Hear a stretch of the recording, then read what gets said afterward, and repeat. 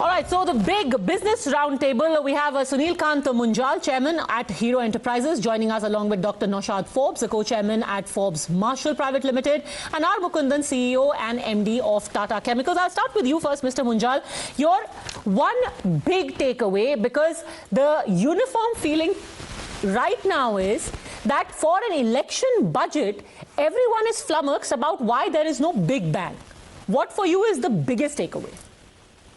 So while this was the Nirmala Sitharaman's shortest speech, she also announced the biggest ever spend of capex in India on any budget, by the way. So it is a big bang. I don't know what people expect in a big bang. I also like that she focused on digital technologies across the board, healthcare system, on the education system, on creating land records across the country, digital currency. Actually, there's a whole lot of things bringing technology into play for ease of business and ease of life. The third thing I liked was that she spoke about improving the federal structure by getting the states as partners in implementation. Because please remember, implementation, it's all about execution. No matter what you announce, and execution has to be on the ground, which is in the states. So whether it's the new SEZ policy or it's giving a 1 lakh crore additional allocation, interest-free loans, there are 3 or 4 different things, or the one station, one product program. I think there is directionally some very, very powerful stuff in there. I know people had expected, were disappointed with not getting additional exemptions on income tax for the middle class or salary class. But isn't that disappointment justified, Naushad Forbes? Because you've had record GST collection. If you have the leeway and you can increase consumption, then why not? Well, if you look at people who've really been affected and hit in this last 2 years, it's actually not people who pay income tax. It's people who it's the informal labor in the urban sector. They're the ones who've been the hardest hit. It's to some degree rural employment.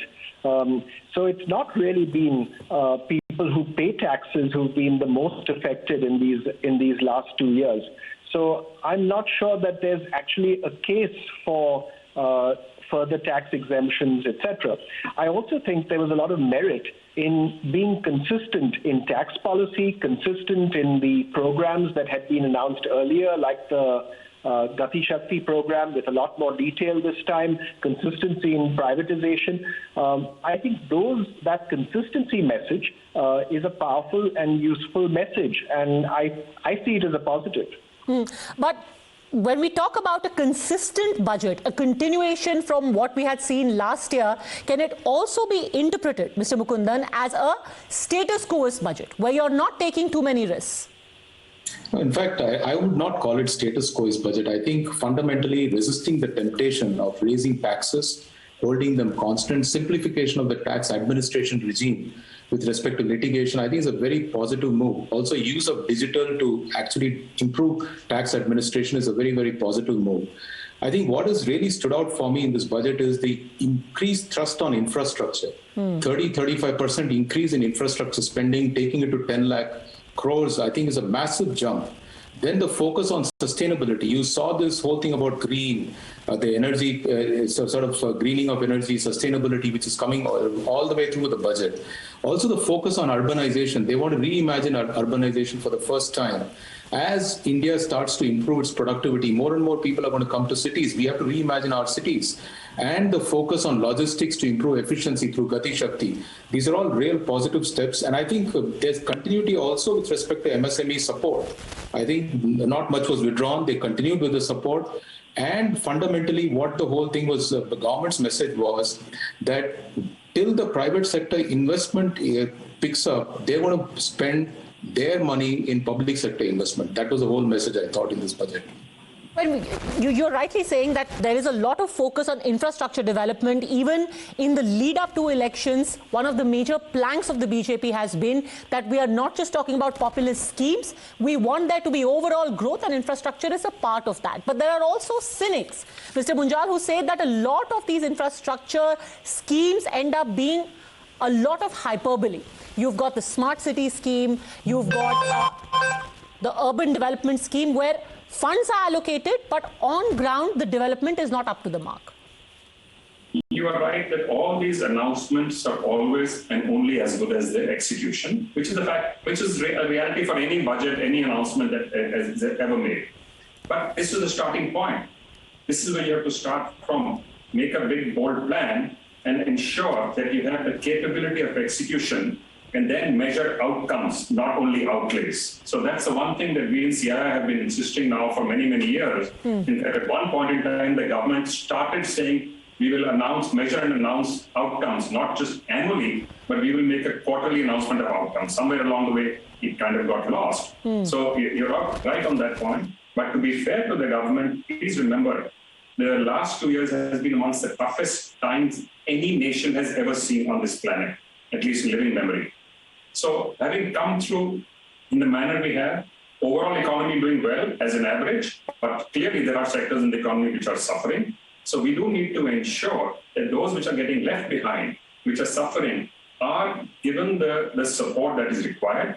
But you have to keep growing the size of the pie. The overall top end has to grow for the entire system to continue to benefit. So I think this touch at both ends is an important, and I think it's actually a smart technique. Naushad Forbes, do you think there has been enough impetus given to the economy? Given that, everyone's talking about it as a booster dose, that we are going to kickstart our economy, inverted V, K, is there enough of a stimulus to the economy? Well, I think the number one way in which the government can and should stimulate the economy is by infrastructure spending, because that has the longest and biggest multiplier effect. It has a good immediate multiplier effect in creating employment, and it has a long-term multiplier effect in terms of giving you a more efficient economy overall with lower logistics costs and so on. So I think the infrastructure focus is exactly right. It's the way in which the economy should be stimulated. One thing that I would have liked to have seen greater attention paid to in the budget is actually integration with the world and exports.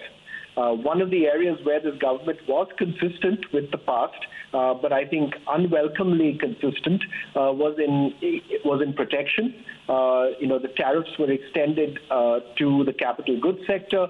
I'm not sure that is in the long-term interest of the country. I think we are best served by a country that integrates with the world and which trades much more with the world. So I regret the continued focus on import tariffs and protection. If I can add one additional thing, I thought it was a very interesting scheme that was announced, a very interesting proposal, which was to take defense R&D spending and make it available. 25% of all defense R&D spending, I think, was the number mentioned, would now be open to participation by industry and by academia. That's a very potentially transformative step, because that's the way the world does defense R&D. When most foreign governments fund R&D, they don't do it themselves. They do it in private industry. They do it in academia. We somewhat uniquely tended to do it in our own government autonomous laboratories, and that's both limited the outcome and also not been a good contribution to broader technical capabilities in the economy. So I think if that program really gets underway, it could be potentially very powerful. To me, it was the most interesting single new thing that I heard in this budget. In fact, it's something that was highlighted by the Raksha Mantri as well, where he said this could be a transformative step as far as defense production in our country is concerned. But how would you weigh in, Mr. Mukundan, on the entire Make in India project, especially in the defense sector and in other sectors? The Prime Minister consistently with every budget has said that we need to be Atmanirbhar, we need to make sure that most of our acquisitions are domestic. How has it worked so far? And do you think that the budgetary provisions are helping in Atmanirbharta over the last 3 years at least? So I think we have to look at it more from the point of a top-up to the investment gap, which may be their return gap, which the private sector must be feeling. That's the way it should be seen. It is not the entire investment, but it's going to be the top-up which makes the difference to enable the private sector to go and put the money. You've seen it already in the electronics sector. Massive investment. We are now even readying ourselves to put the wafers in here in India so that we can make the chips locally. So I think this is a big shift which has happened. India's biggest import today, actually other than oil import, is electronics. And we have to make that Atmanirbhar if you want to cut back on imports. And I think the thrust on electronics is something. In fact, one of the statements which Finance Minister said was wanting to move to new age from what was seen as a status quo old age industries. And I think this push towards new age, digital, electronics, I think is a consistent step the government has maintained. I think we should be very supportive. Also, the PLI scheme has had many good takers. Many sectors are participating, but some sectors have given feedback on how it should be improved. I think this is a government which listens. So wherever we've pointed out areas of improvement, I think they are taking it on board. So, but naturally, since we've spoken about becoming $1 trillion economy, we're talking about electronics. The natural comparison next, Mr. Munjal, would be with China, and that is the one neighbor we are constantly in competition with. If anything, since the last 2 years, despite the tension at our borders, the business that we are doing has gone up consistently. What are we doing in that direction, and what is there in this budget to help us push back against Chinese business and Chinese imports? So there are 2 or 3 things. One, we have to realize that we cannot isolate ourselves from China. China is an important part of the global economy. And if we want to be a global player, you have to play with all who are in the field. And we must also realize that they have done a lot more than we have in terms of manufacturing and technology. They started 12 years ahead of us, and they actually move faster than us. So we have some work to do before we can start comparing ourselves directly. There is enough potential. I just want to go back to the earlier question you asked of Mukundan. Please remember that most countries which manufacture and use high technology use defense as a foundation for actually building it. In many, many countries, whether you look at Japan or you look at US and a whole host of them. So I think it's a very smart move, especially as India is amongst the largest importers of defense in the world. On the one hand, you bring down your import bill. On the other, you build capabilities, and it's not used only for defense. Those capabilities are used across the board for all kinds of sectors, both in manufacturing and also in services. And I think that more than anything will help us to compete with countries across the globe, China being one of them, but not only China. We have to be careful and focus on all of those that we compete with, but we must also cooperate at the same time. So this is we have to build ourselves into a global player and a part of the global value chain.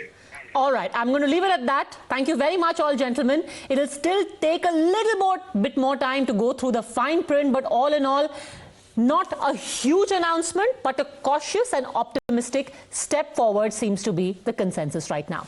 Thank you very much. The News Hour at 10.